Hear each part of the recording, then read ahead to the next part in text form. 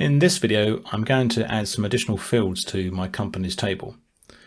So I'm going to head over to the builder and go into either the data or the records section and locate the companies table, change the view to fields, and then click on add field. Now there's 4 must-have fields that I add to every table, and in this video I'm going to introduce you to 3 of those, and the first one is the auto increment. So I'm just going to drag and I'm going to put that straight at the top. So the auto increment field doesn't have any settings that you can change, but it simply generates a unique number. And I use this first of all to sort the table in the back end, so it's sorted by the most current submission first, but it's also a unique reference number for records. Makes it a lot easier for chasing down and bug fixing. So I'm going to go to the companies table now and change the settings, and instead of this being sorted by the company name, I'm going to change it to be sorted by the auto increment. So this is just in the back end, it's going to be high to low. So any record that gets added to this table now, the most current record will be at the top, so number 6. So I'm going to go back to the fields. My next must-have field is a date timestamp. So I'm just going to click and drag and drop and put that second.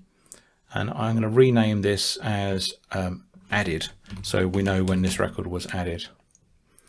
I'm going to change this to a UK format, and I'm going to set it as the current date, and I'm going to set the time to military and have that set as the current time. It doesn't matter whether it's required because the user isn't going to interact with this. These settings mean as soon as a record is added, it will date and timestamp each new submission, so I know when it's been added.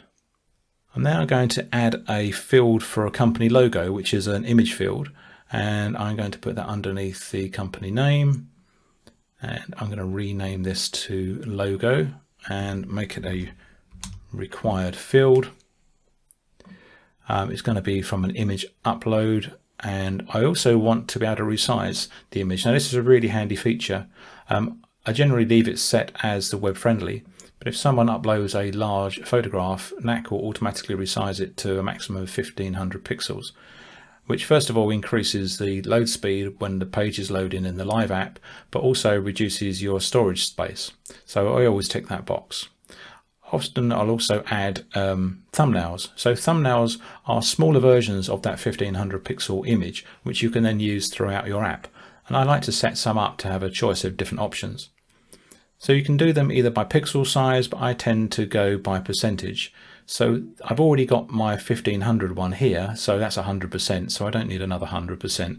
So I'm going to do a few variations. I'm going to do a 75, I'm going to do a 50%, a 25% and a 10%. And these settings will make a bit more sense when we put the images into, or the logos into the live app. So I'm just going to save that. I want to also track which industry each company is in, so I'm going to add a multi-choice field, and I'm just going to simply click on this so it pops up straight away, and I'm going to call it industry,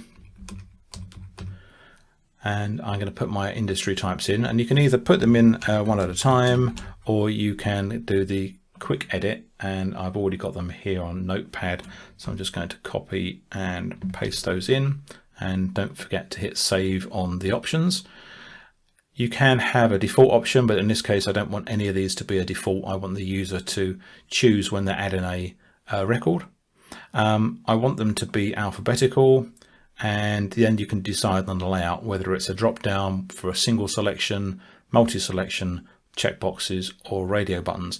Save that. I just noticed I didn't make it required, so I'm just going to come back in and make that a required field. So I'm probably now going to move this up. I've got the company name, their logo, their address, the website. I want to put the industry above the website, so I can just drag and drop that above. I'd then like to add another short text field just for a description. So I'm going to put that between industry and the website, and click on it to rename it and call that description. I'm not going to have that as a required field.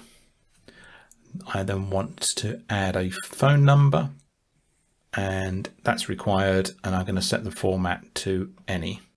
One of my other must-have fields is what I call an archive field, and for this I use a multi-choice field. I'm just going to rename this archived, and this just is a field to switch whether the record is active or inactive. So each record will either be active yes or not active, and I'll set the default to no, so the record isn't archived at this point. So every record when it gets added will not be archived, and we can later in the app change the status of a record to be archived, thereby being able to filter it out of views using the data source or filters without actually having to hard delete a record. Obviously, hard deleting a record, there is kind of no going back from that. So I like to give the ability for what I call a soft delete or an archive process. So if I look at my records now, I will need to update these because I've got the date added missing, logo, and other bits and pieces. So I'm just going to update these and come back to you in a second. Okay, so now I've updated my records with the logo, industry, description, a phone number, and set all the fields to no, they're not archived. So next thing I need to do is add these new fields to my views, because obviously in the live app I'm only showing the name, address and website. So go over into pages and I'm on my companies table. So here I can now decide what other columns I would like to see in this view. So I'm going to click on the component and go to the add columns. And you can see here I have all my new fields which I just added. So I'd like to have in here the date it was added. So I'm going to drop that record, that field into here. I've got the company name already. I don't want the logo on the table. And you can see that I've got a 75, 50, 25 and 10% variations of that logo as well. Got the address. I want to put the industry in. So I'm going to put the industry next to the website. The description I'm going to leave off. And I'm going to put the phone number in here and save.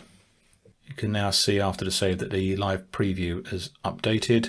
Back into the live app and do a refresh, and you can now see I've got the additional columns in.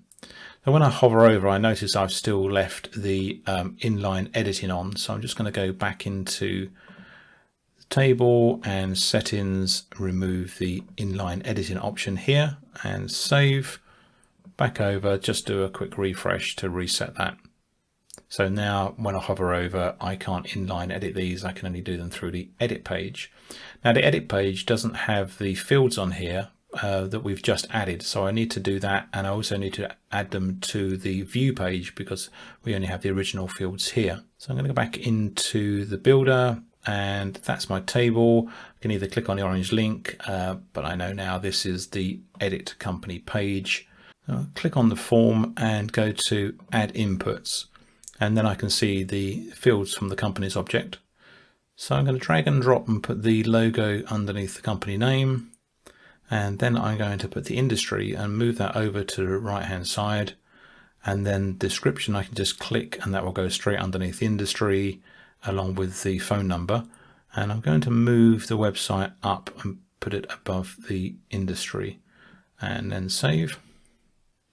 Back to the live app and do a refresh, and now if I click on the edit link I get all of my fields to be able to update this record. So I just need to do the view now, so back into the builder, company details, and now I can just decide on the layout. So if I add my details, the company logo, I'll show you the difference. So I'm going to put the full size logo on, 75, 50, 25 and 10. Let's just drag the website down and the address and map down, save that. So back to my live app and do a refresh. Now when I view this, I'm obviously going to see the logo at full size at the top, and then 75, then 50, 25 and 10, then the website and the map. So obviously these bigger ones are too big, so I'm just going to go in and clean these up. So delete the logo, 75, 50. I'm going to go with the 10, but I'm going to click on it and set a custom format with hiding the label. Now I'm going to go back, do a refresh, and that looks a lot better from my point of view. So I'm going to go back to companies and look at the different company. Yeah, so I'm quite happy with that. Just need to add the other fields. So click on the details view, add details. I'm going to add the industry, description, website and phone. I'm going to see what that looks like first of all. Yeah, I'm quite happy with that layout. I might use bring the website down. In fact, I noticed I've got the website twice, so I'm going to delete that. I'm just going to check on the left hand side to see if my fields order matches my details view, just to keep things straightforward. So I've got my company name, then I've got the logo, and then I have the address, and I'm just going down the left hand side here. So I've got the address here, and it goes industry, description, website and phone. So my view is in the same order as the fields are in my table. I find personally that that makes building a lot more straightforward. You're not kind of hunting around for fields. I could do the same here as I did on the edit form, so I could move some of these, like the description. I could move that over to the right hand side and put the website underneath it and the phone number underneath that as well. Save that. And you can see it's placed it at the top, so what I need to do here is to move the company name from where it currently is to above. And that then drops the fields on the right hand side down slightly.